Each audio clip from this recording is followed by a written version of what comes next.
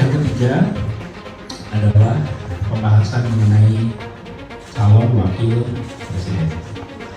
Tim juga mulai membahas dan nanti ini prosesnya masih berjalan. Tapi seperti teman-teman juga tahu, kebiasaan di koalisi perubahan untuk persatuan itu kami melakukan proses dulu baru mengumumkan. Kami tidak biasa mengumumkan tak jelas prosesnya. Kami biasa proses dulu dijalani, baru kemudian keluar mengumumkan. Kenapa? Karena kami bertanggung jawab. Kami merasa ini sebuah tanggung jawab, ini bukan gampang. Ini bicara tentang bangsa, bicara tentang negara dan arah kita ke depan. Bukan atraksi sekedar untuk menjadi percakapan. Itulah sebabnya kita serius di proses ini. Nanti kemudian ketika pada waktunya sudah selesai, maka kita akan sampaikan kepada masyarakat atas apa yang dijalani di dalam proses ini. Teman-teman menyaksikan di bulan puasa kemarin, ketika kita mengumumkan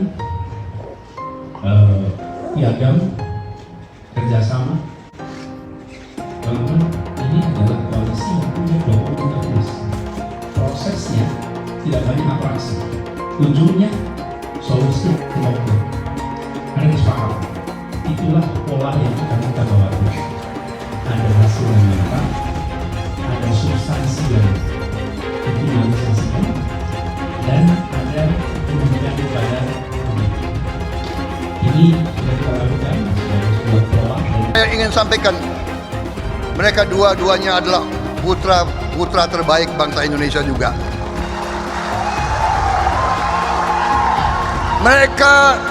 Mereka juga niat untuk berbuat yang baik untuk bangsa dan negara. Mereka juga, saya kenal, mereka juga sahabat-sahabat saya. Jadi jangan kita mau diprovokasi, jangan kita menjelek-jelekan siapapun, saudara-saudara sekalian.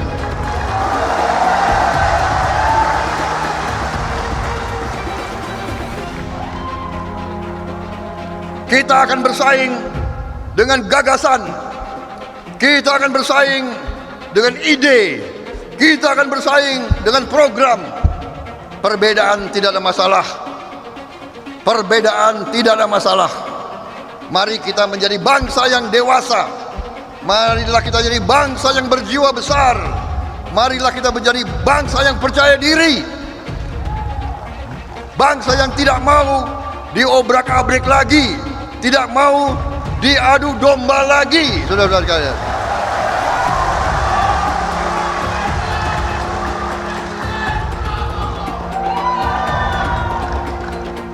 Saudara-saudara, kalau ada yang masih mengira politik itu adalah mengejek, mengenyek, saya kira kurang dewasa orang-orang itu.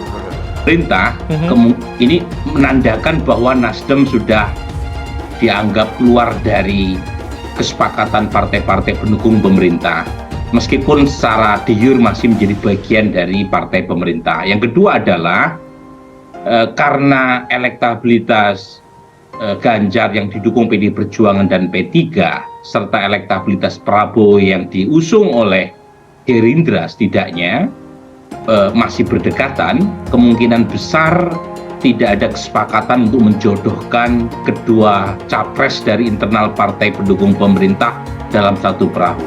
Jadi masih ditunggu waktu minimal sampai bulan Oktober sebelum pendaftaran, apakah kedua tokoh yang diusung oleh partai-partai pendukung pemerintah ini akan berduet atau berduel. Nah, per hari ini kemungkinan duel karena elektabilitas Ganjar maupun Prabowo masih tipis bedanya. Ya saling memahami posisi masing-masing. Jadi tidak bisa memaksakan Ganjar menjadi wakilnya Prabowo karena Ganjar sudah dicapreskan oleh PD Perjuangan, atau sebaliknya Prabowo dipaksakan untuk menjadi wakilnya Ganjar. Satu basket ke Prabowo Subianto, basket yang lain ke Ganjar Pranowo.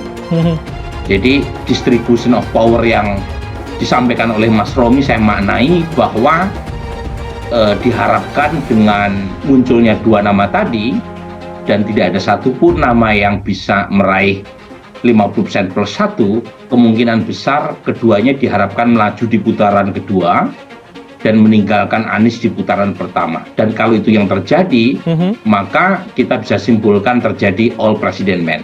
Tapi skenario ini kan belum tentu ajek ya sampai nanti ya, sampai proses pendaftaran. Sangat tergantung oleh dinamika apakah elektabilitas Anies masih tercecer di peringkat ketiga, ataukah Anies yang dianggap sebagai capres antitesa dari Presiden Jokowi itu berhasil rebound dan kemudian mengancam elektabilitas Ganjar atau Prabowo. Kalau misalnya mengancam dalam pengertian Anies potensial masuk putaran kedua, bahkan misalnya peringkat pertama, meskipun tidak sampai menang satu putaran, kemungkinan ide untuk menjodohkan Prabowo dengan Ganjar atau sebaliknya akan kembali muncul. Semua mohon siap-siap, butuh satu sama lain. Pengamat sebut duet Prabowo Subianto dan Anies Baswedan sangat mungkin terbentuk. Dikutip dari Warta Ekonomi Jakarta, pengamat politik Ujang Komarudin angkat suara soal kemungkinan duet Prabowo Subianto dan Anies Baswedan di Pilpres 2024. Ia menyebut Prabowo Subianto bisa berpasangan dengan Anies Baswedan, apalagi setelah ada pertemuan antara Prabowo dengan Yusuf Kala jika pada Selasa 2 Mei kemarin. Menurut Ujang, politik itu tidak ada yang tidak mungkin, sehingga kemungkinan duet antara Prabowo dan Anies sangat bisa terjadi. Di politik itu serba mungkin, hanya kan berapa besar persentasenya, kata Ujang dilansir dari JPNN Rabu 3 Mei. Dia mengatakan dalam politik kawan bisa menjadi lawan dan juga sebaliknya. Ditambah lagi belum ada kejelasan dari koalisi perubahan tentang posisi Anies sebagai capres. Jadi saya melihat bisa saja kalau Anies tidak bisa jadi capres, gagal jadi capres misalkan di koalisi perubahan, lalu menjadi cawapresnya Prabowo, itu mungkin saja. Itu mungkin saja dalam politik, beber Ujang. Menurut dia, politik selalu menghadirkan kejutan. Begitu juga pada 2024 ini, sangat sulit untuk ditebak. Karena tadi batasnya tipis antara kawan dan lawan, begitu juga sebaliknya. Bisa hari ini jadi kawan, besok jadi lawan, ujar dia. Dia mengatakan hal yang wajar jika Anies pada akhirnya berlabuh menjadi cawapres Prabowo. Ketika Anies gagal jadi capres, ya sesuatu yang tidak mungkin jadi cawapres daripada Anies tidak dapat apa-apa. Misalkan jadi cawapresnya Pak Prabowo, ujar Ujang. Di sisi lain, Ujang menilai Prabowo membutuhkan basis suara kalangan Islam dan hal itu ada pada Anies. Memungkinkan bisa terjadi Pak Prabowo butuh dukungan dari kelompok Islam juga. Jadi ya kelompok Islam itu ada di baris dukungan Anies, kata dia. Dia pun menyebut berpasangan dengan Anies akan lebih rasional bagi Prabowo ketimbang sosok yang lain. Selain itu, dia menilai pertemuan antara Prabowo dengan JK itu juga memungkinkan terjadi perjodohan antara Prabowo dan Anies. Sementara bagi Anies, Ujang menyebut berpasangan dengan Prabowo juga bukan merupakan pilihan buruk. Apalagi elektabilitas Anies yang belakangan stagnan dan tidak ada peningkatan meski sudah dideklarasikan oleh Nasdem dan partai koalisinya. Jadi ya Anies juga akan realistis kalau dia tidak jadi capres di koalisi perubahan atau gagal jadi capres. Ya jadi cawapres lebih untung, lebih baik, tambah dia.